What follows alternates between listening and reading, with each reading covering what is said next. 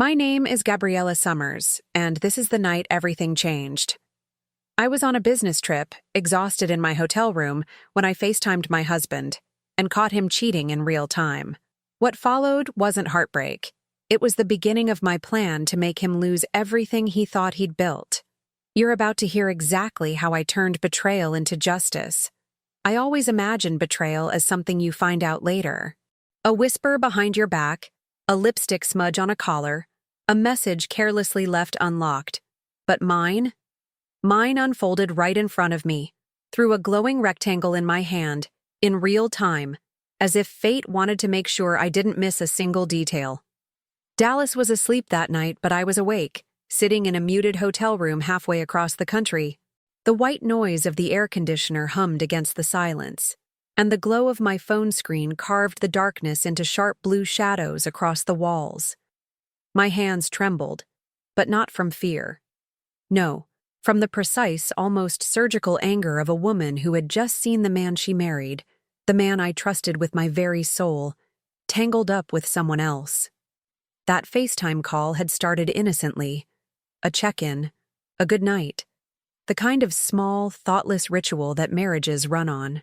But when he angled the phone too carelessly, when his arm slipped just slightly, I saw the reflection of another body, bare, smooth hair tumbling across my pillow, and his hand, the same hand that once slipped a ring onto mine, now resting on her hip. I didn't scream. I didn't drop the phone. I didn't hang up. Instead, I smiled. A smile so sharp I could feel my own cheeks ache with restraint. He didn't even notice. He mumbled something about being tired, about missing me, all while she stifled a laugh in the background. And when he ended the call, he thought he had gotten away with it. But that's the mistake cheaters make. They underestimate silence. For 2 weeks now, I've been building something far bigger than rage. Rage burns too quickly, too sloppily. What I've built is a plan. Cold, patient, surgical. And tonight, here, in this very moment, I'm standing at the threshold of execution. The ballroom hums around me, glasses clinking, polished laughter echoing beneath golden chandeliers. It's his night, not mine. His promotion dinner, a celebration thrown by the firm he clawed his way into. The very firm that doesn't know the kind of man they're about to crown as their shining star. I've let him soak in this triumph, parading his arrogance across the room like a king who thinks he's untouchable. I've dressed the part of the perfect wife. Black silk gown, hair pinned like a halo, diamonds catching the light, each one carefully chosen to scream loyalty and grace. I've played my role flawlessly, shaking hands, smiling politely, giving no hint that every beat of my heart is a countdown. But under the surface, my hand itches with the weight of what I've prepared. Documents, proof, screenshots, timelines. Evidence stitched together so tightly it could strangle him in an instant. Evidence that doesn't just show his betrayal, but frames it in a way that will ruin more than his marriage. It will ruin his reputation, his career, his precious image. And the best part? He has no idea. He still thinks I'm blind. Across the room, I see him. Tall, smug, surrounded by colleagues who clap him on the back, oblivious. The woman he betrayed me with isn't here tonight. Of course not. She doesn't belong in his world of tailored suits and legal prestige. No, she was just a toy. Disposable. But I'm about to make sure he learns what disposable really means. The microphone waits at the podium, draped in velvet, untouched. In less than 10 minutes, they'll call me up. His loving wife, the woman meant to give a speech, to sing his praises, to thank the room on behalf of the Summer family. That's what they expect. That's what he expects. And I will give them a speech. Oh, I will give them a performance they'll never forget. The champagne bubbles fizz in my glass as I lift it, letting the bitterness coat my tongue. My reflection in the crystal stem is steady, composed. But inside, the storm rages with terrifying clarity. I think back to that FaceTime call, the moment my reality cracked in half. his lips pressed against her skin, the way he casually lied as if I were a fool. That image, that sound, has been branded into my mind, searing me awake at night, pushing me forward during the day. Tonight, I'm not just exposing an affair. Tonight, I'm rewriting the story of who I am. No more silent wife. No more woman left in the shadows of his deceit. Tonight, Dallas will remember my name, and so will he. I place my glass on the white linen tablecloth, my fingertips brushing the folded speech I was supposed to give, the one filled with hollow compliments and staged gratitude. I slide it aside. In its place rests the slim black folder I carried here in my clutch. Inside it is everything, the kind of truth that detonates lives, careers, reputations. They're calling the names now. The applause is swelling. My heart beats steady, not frantic. A predator's rhythm, not praise. I rise from my chair, every motion deliberate, graceful, rehearsed. I glide toward the stage as if I belong there, as if I'm about to give the speech they're all expecting. But when my hand touches the edge of the podium, I don't see their faces. I see his. His eyes widen ever so slightly, just enough for me to know he feels it, the shift in the air, the wrongness in my poise. For the first time in years, he looks uncertain, vulnerable, almost afraid. Before the night of the FaceTime call, before the storm of betrayal ripped through my life, I lived in what I thought was stability. My world wasn't perfect, nothing ever is, but it was orderly, predictable, and built on routines I had come to trust the way you trust a lock on your front door. You never think the lock could betray you until the key stops working. Our mornings in Dallas always started the same. The sun pushed through the tall glass windows of our uptown condo, flooding the polished wood floors with gold light. I'd wake before him, slipping out of bed to brew the coffee, a ritual that grounded me. I loved the sound of the French press, the hiss of the kettle, the scent filling the kitchen before the city itself stirred awake. Those small domestic details mattered to me. They were the scaffolding of a marriage. By the time he walked in, crisp shirt half-buttoned, cufflinks clinking as he adjusted them, I'd already set out 2 mugs. One black for him, one with almond milk for me.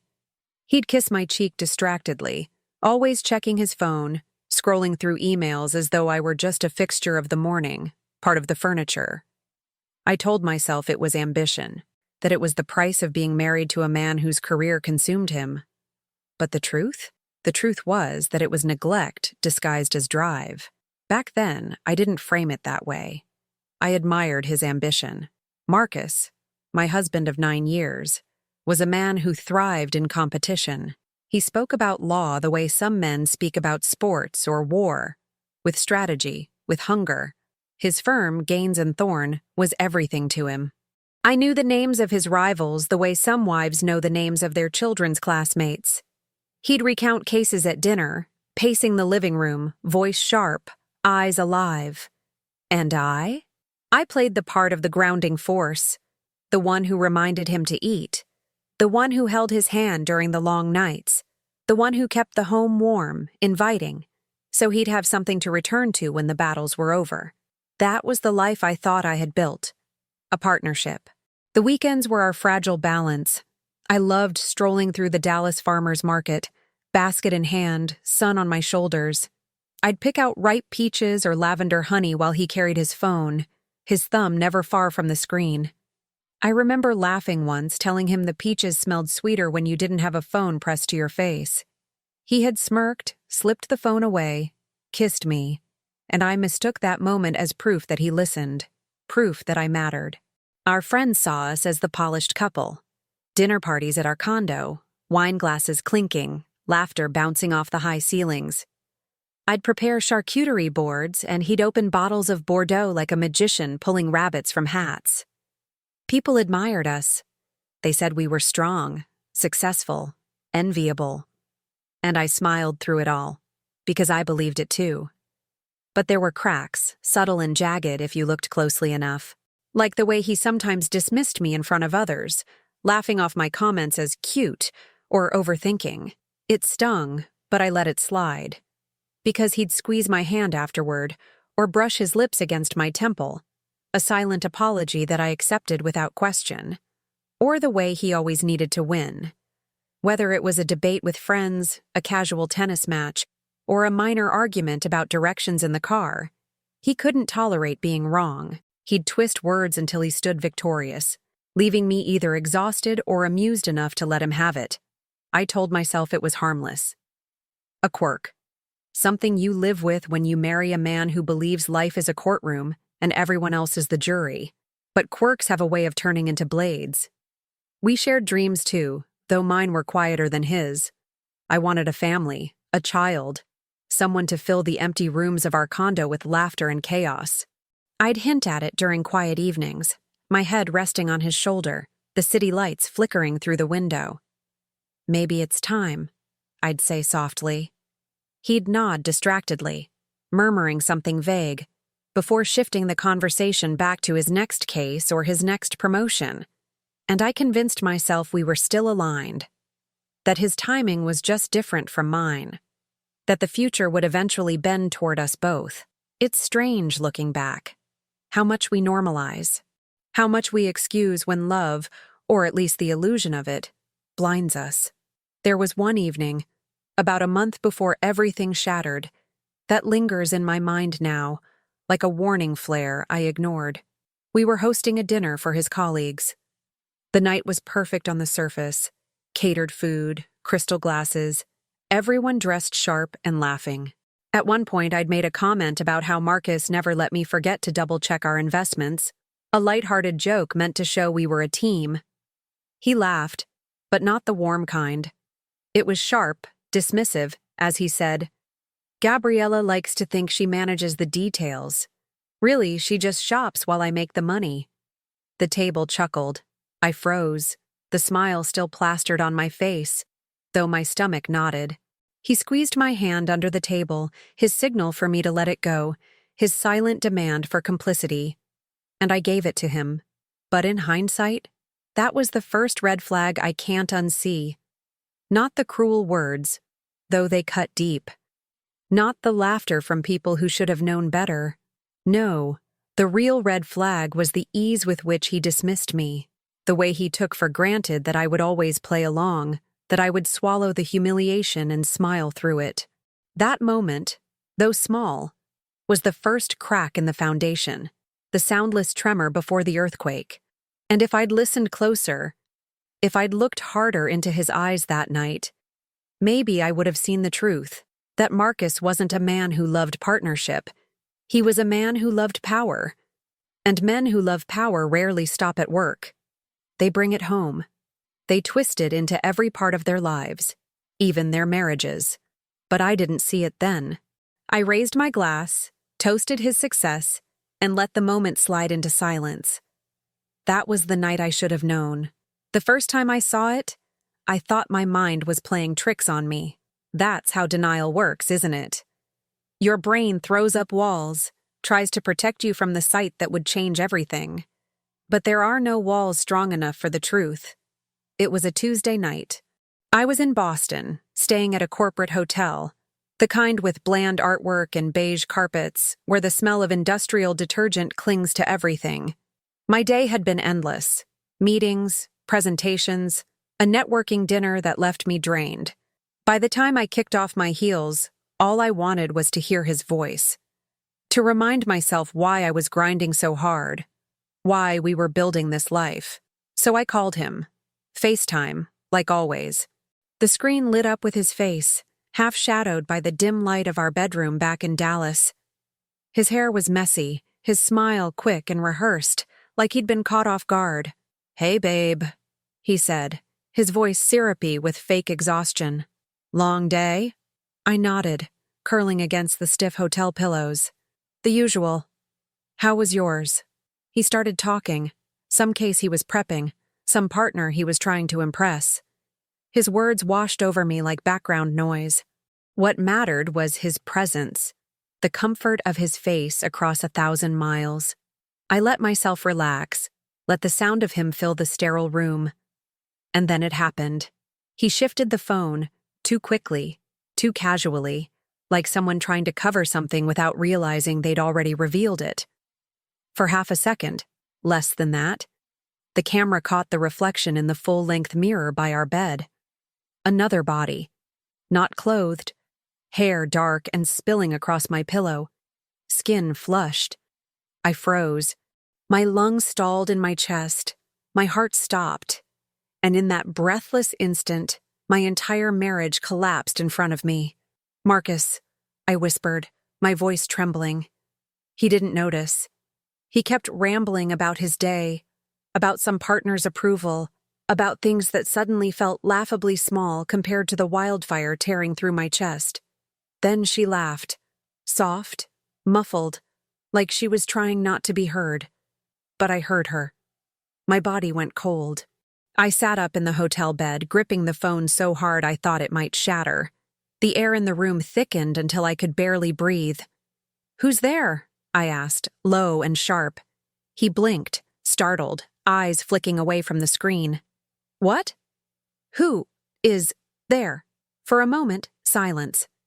Then he chuckled, light and dismissive, as though I were a child asking why the sky is blue. "No one, Gabriella. You're imagining things. You're tired. Go to sleep." Gaslighting. Smooth. Practiced. And that's when I knew. This wasn't a mistake. This wasn't some drunken accident or moment of weakness. He had prepared for this. He had built an entire narrative where I was crazy, where I doubted myself, where he could cheat in my bed and still look me in the eye through a glowing screen and tell me I was wrong. That was the moment my grief began to burn into something sharper. I stayed calm. Too calm. My hands steadied even as my blood roared. "Marcus," I said evenly, "put the phone down for a second." He hesitated.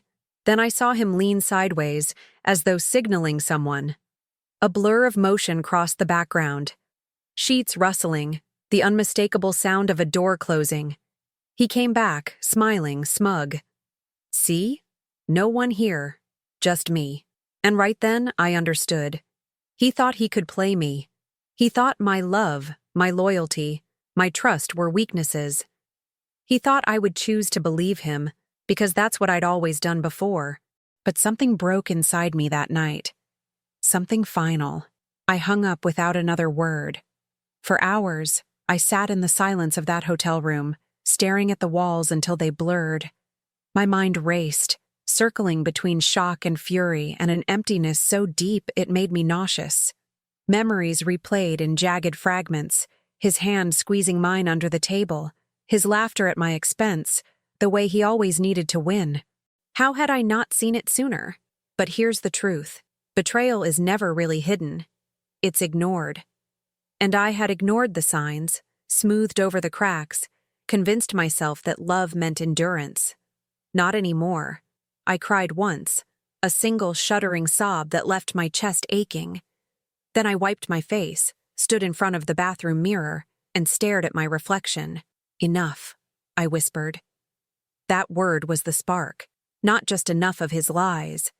Enough of me being the fool. Enough of being the woman who smiled at dinner parties while he diminished me.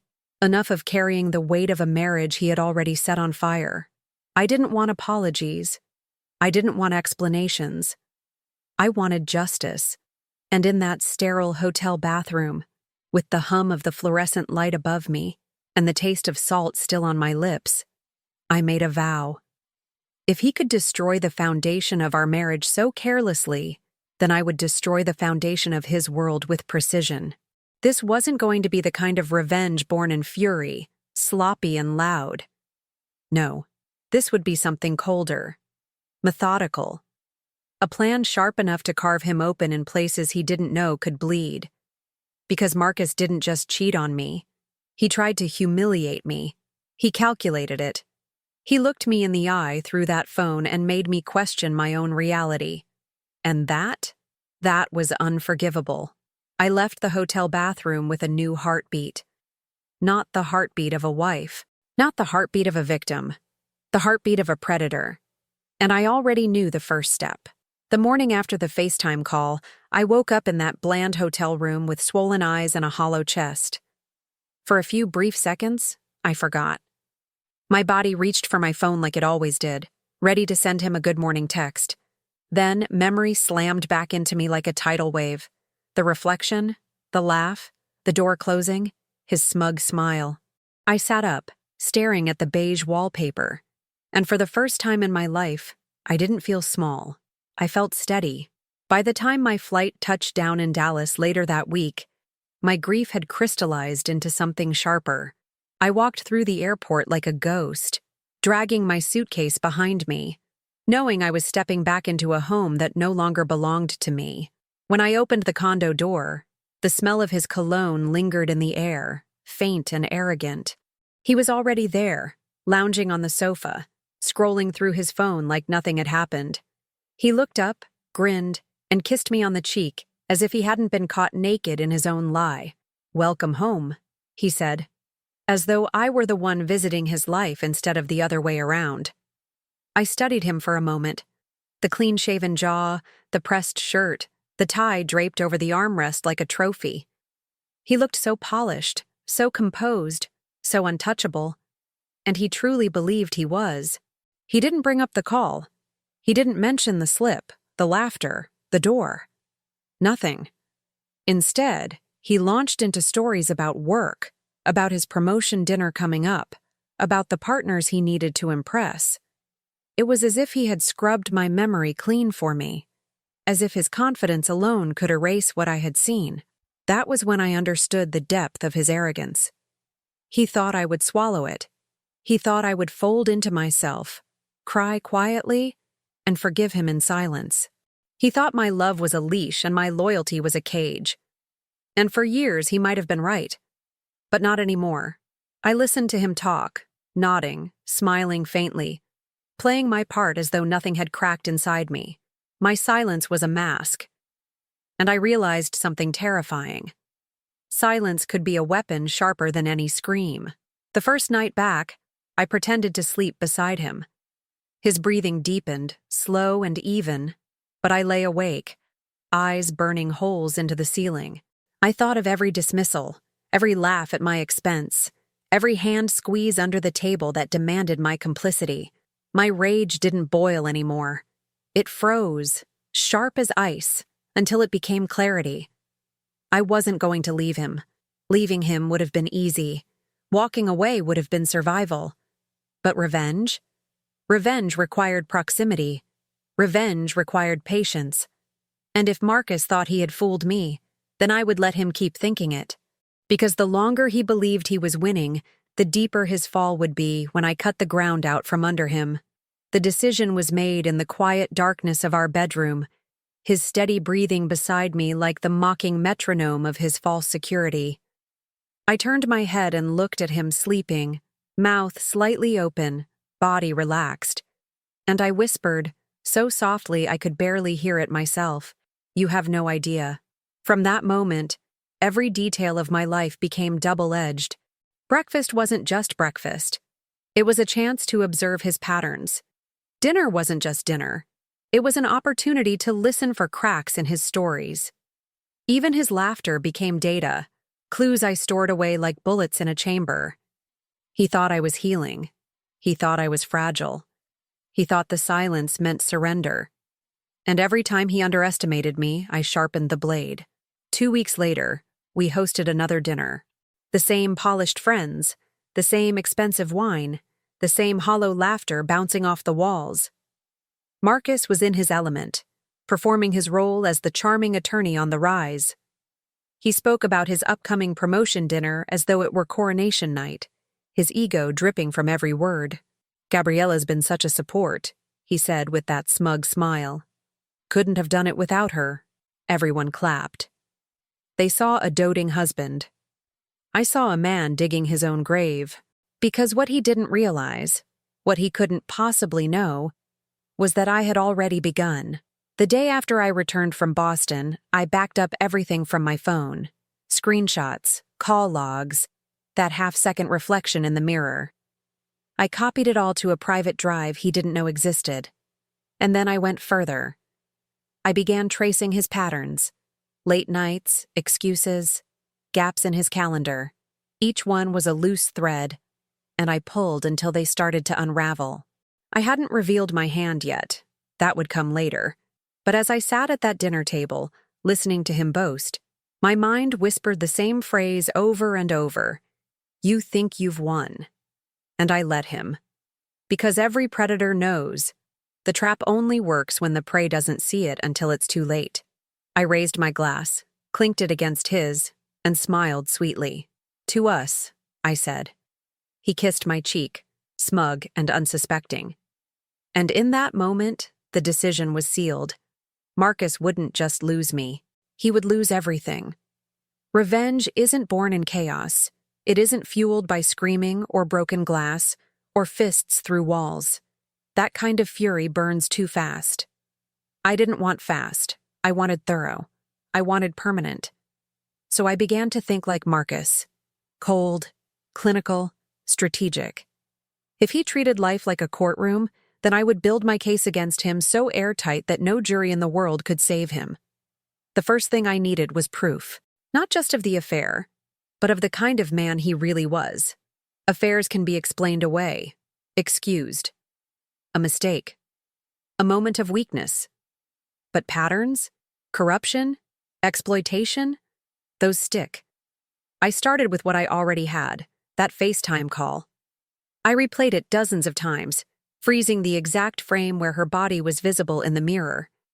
I captured screenshots, enhanced the image until her outline was undeniable. Then I went back to the call log, pulled up the timestamp, cross-checked it with his calendar excuse that night. He'd told me he was working late. Now I had evidence that he was working late in someone else's arms. Next, I dug into his phone. Marcus was arrogant, but not stupid. He used a password.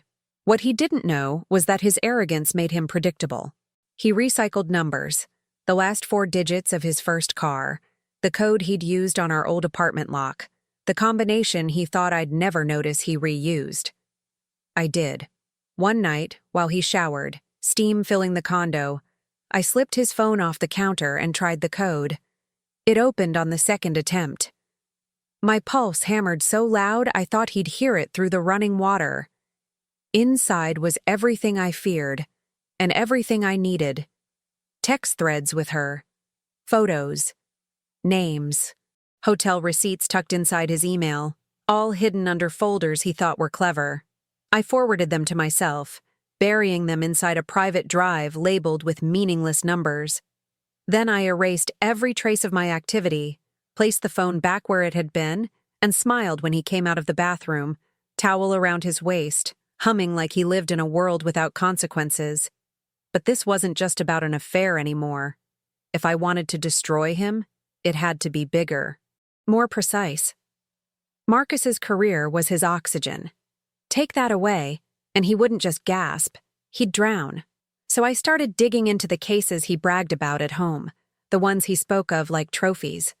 I remembered details he had dropped carelessly over dinners, things he thought I wasn't paying attention to. Cut a corner here. Took a risk there. I called in a few favors with acquaintances at the courthouse, lawyers' spouses who owed me dinners, colleagues who trusted me. Slowly, I gathered whispers, documents, little pieces of rot beneath the polished veneer, and every piece of rot went into my folder. But planning isn't without risk. One evening, I sat at the dining table, my laptop open, combing through court records. Marcus walked in earlier than usual, briefcase still in hand. My blood iced. The screen was filled with search results. His name, his cases, his firm. "What are you working on?" he asked, loosening his tie. My mouth went dry. I tilted the screen just slightly, enough to angle it away, forcing a smile. "A proposal for the Boston clients," I lied smoothly, trying to get ahead before next week. He nodded, kissed my forehead absent-mindedly, and walked toward the bar to pour himself a drink. My heart didn't slow for hours. Another night, he nearly caught me with the folder itself. I had tucked it into the lining of my handbag, the slim black case that carried every screenshot, every document, every secret. He reached for my bag as we left for a dinner, intending to carry it for me, and my stomach dropped. I snatched it lightly with a laugh. "I've got it. Don't worry. Don't want you carrying my clutter." He grinned, not noticing the tremor in my hand. Close calls. Too close. But each one only sharpened my focus. The deeper I dug, the more I realized his betrayal wasn't isolated. It wasn't just an affair. It was entitlement. He had siphoned firm money into expenses that didn't exist. He had bullied junior associates into silence when they questioned him. He had cut ethical corners so recklessly that it was a miracle no one had exposed him already. And now? That miracle was over. Piece by piece, the plan took shape. The affair, documented, undeniable. The financial discrepancies, copied and printed. The testimonies, small but damning, from people too afraid to speak publicly, but willing to share privately. The timeline, built with the precision of a prosecutor. I wasn't just going to confront him. I was going to detonate him. But I had to be careful. Too soon, and he'd wriggle free. Too loud, and he'd twist it back on me. No, this had to be timed perfectly. At the peak of his arrogance, at the moment when he thought he was untouchable, that moment came into view one night as I lay in bed, staring at the ceiling while he snored beside me. His promotion dinner, the event the partners were hosting in his honor. The night meant to crown him the firm's rising star. I pictured it. The glittering ballroom, the polished speeches, the applause. His ego would be swollen, his guard lowered. He'd believe he had it all. The career, the colleagues, the image of a perfect marriage. That would be the stage. That would be where I pulled the trigger. I closed my eyes, a slow smile curving on my lips. Months of silence, of pretending, of gathering, of near discoveries. It all pointed here. The plan wasn't just ready. It was inevitable. And Marcus Summer had no idea that his wife was the architect of his ruin. The ballroom was a cathedral of ambition. Crystal chandeliers glittered above, casting golden halos over the long tables dressed in white linen and silverware. Waiters drifted like shadows, refilling champagne flutes, ferrying plates of hors d'oeuvres no one really ate. The air buzzed with the smug hum of money, power, and self-congratulation. This was his night.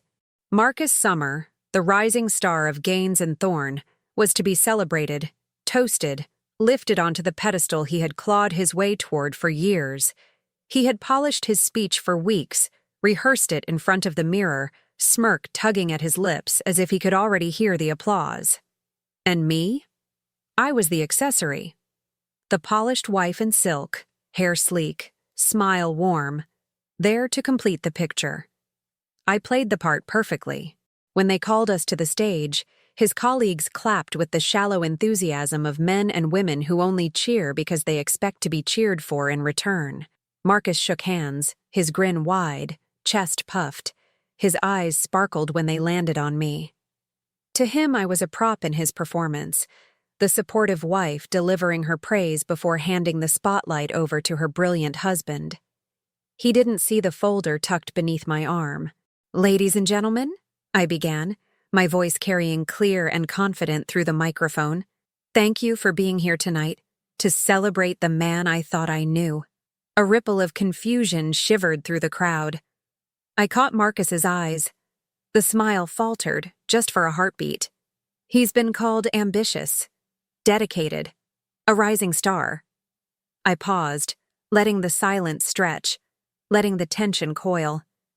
But I'd like to share with you the man behind the polished exterior.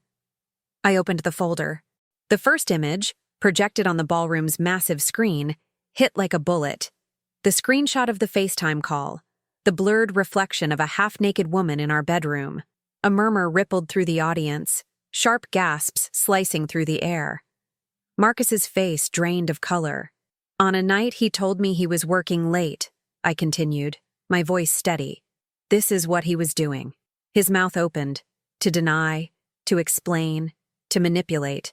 But before he could speak, I flipped to the next page. Emails, receipts, hotel bookings under his name, charged to firm expenses. The dates lined up neatly, each one cross-checked against the nights he had claimed to be buried in work. Gasps turned into whispers. Whispers turned into pointed glances. Marcus hasn't just been unfaithful, I said, louder now. He has been reckless with this firm's money, your trust, your reputation. He used the name Gaines and Thorne to fund his lies. The room shifted.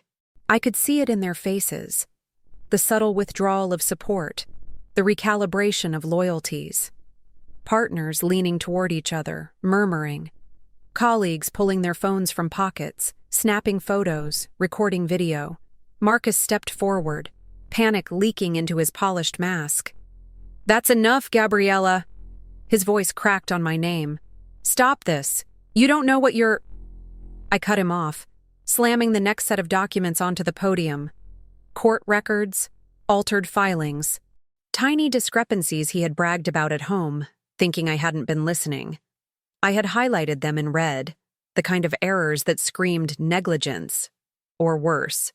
"This isn't just about me," I said, my voice ice. "This is about every client who trusted him, every partner who believed he was their future. Look closely. This is who you've chosen to elevate." Silence. Thick, heavy, crushing. Marcus's face twisted, a grotesque mix of fury and fear. He lunged for the microphone, but I stepped aside, letting him grab it, letting him stammer into the void. "She's lying," he shouted, voice high, desperate. "She doctored these. She's vindictive. She's trying to ruin me because you were caught." That's what the room heard, even if he didn't say it. I didn't need to defend myself. The proof glowed from the screen behind him. Undeniable. Devastating. His denial only deepened the cracks. And then came the final blow. I pulled one last paper from the folder, a notarized affidavit, signed by a junior associate he had bullied, a man who had finally given me testimony after months of carrying the weight in silence. The statement detailed intimidation, harassment, threats Marcus had made to silence him, specific dates, specific words. The affidavit was damning enough on its own, but I had added one more thing. An audio file, discreetly provided, recorded from a phone Marcus never knew was listening. I pressed play. His voice filled the ballroom, dripping venom. "You'll do it my way, or you'll never work in this city again." The sound echoed off the marble walls, magnified by the perfect acoustics of a room designed for celebration.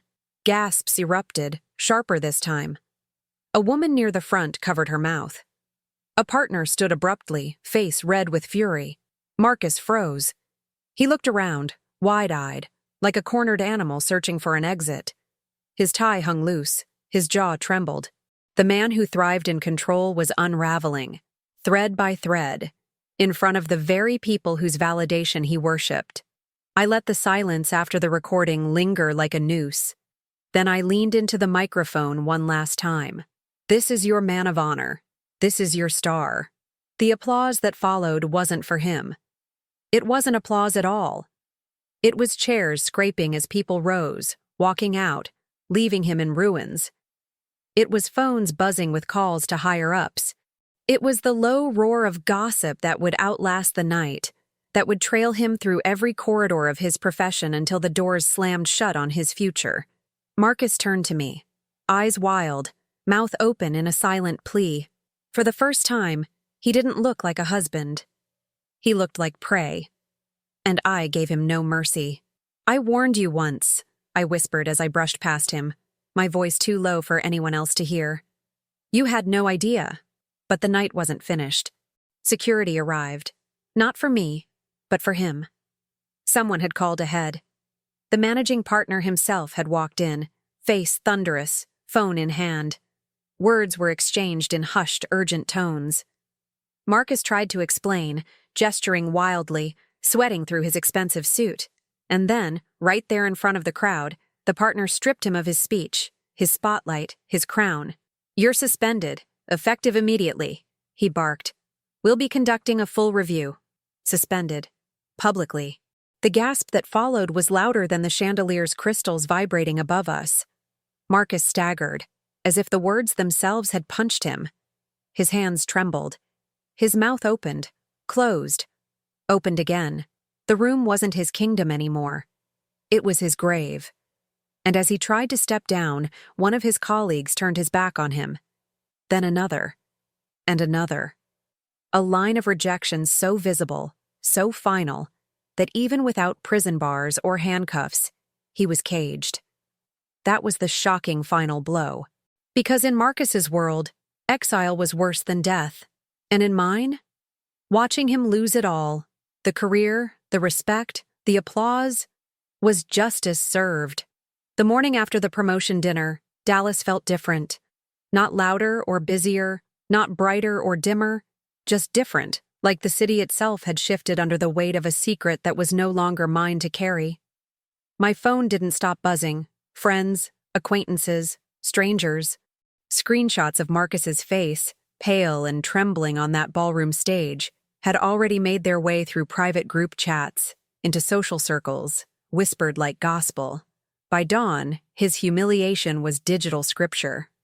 I watched it unfold from the balcony of our condo, coffee in hand, robe cinched at my waist. Below me, the city kept moving, traffic lights changing, joggers passing, horns blaring. The world hadn't ended, but his had.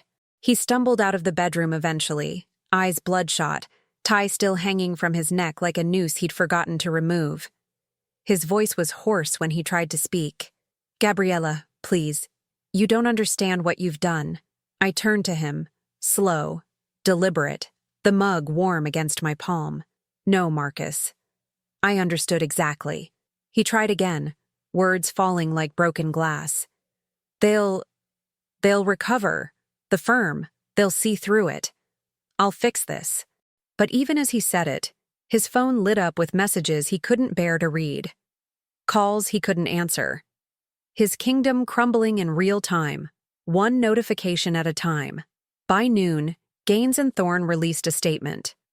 "We are launching a full internal review regarding recent allegations against Marcus Summer. Effective immediately, he has been placed on indefinite suspension." Indefinite. The word stretched like a guillotine blade over his neck. By evening, his bank called. Accounts flagged for investigation. Transactions frozen. The money he thought untouchable suddenly locked behind doors he couldn't open. And the mistress? She vanished. Deleted accounts. Changed numbers. Gone like smoke. Whatever fantasy he thought he had with her crumbled the second his spotlight dimmed. It was almost too easy. But revenge isn't about ease. It's about precision. And precision requires patience. For weeks, I let him unravel. I let him pace the condo like a caged animal, muttering, denying, clinging to threads that no longer existed. I stayed calm, serene, sipping wine in the evenings while he drank whiskey until his hands shook. He begged, shouted, pleaded, threatened. None of it mattered. Because the truth wasn't mine anymore. It was out there, multiplying, gaining momentum in places I couldn't even see. Colleagues avoided him. Friends cut ties. Neighbors whispered when we passed in the elevator. He had been a man of power, a man who commanded rooms with his voice. Now? He was invisible. Or worse, a cautionary tale. But the final twist wasn't in his career. It wasn't in his money. It was in his legacy. A month after the dinner, I received an email from one of his junior associates. A man who had once been terrified of Marcus, who had signed the affidavit I revealed. He wanted to meet. We sat across from each other in a small cafe, steam rising from mugs neither of us touched. He leaned forward, voice low, eyes searching mine. "There's something you should know," he said. "Marcus wasn't just reckless. He wasn't just cheating on you. He was setting you up." My stomach went cold.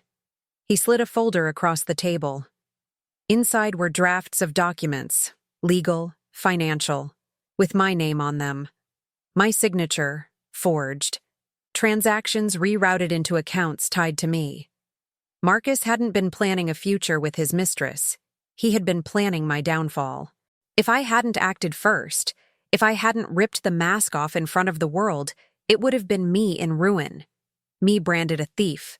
Me blacklisted in the city we built our lives in. I closed the folder slowly, my reflection steady in the cafe window. That was the final twist.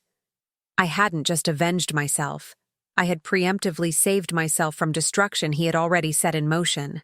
When I returned to the condo that night, Marcus was waiting. He looked smaller, hollowed.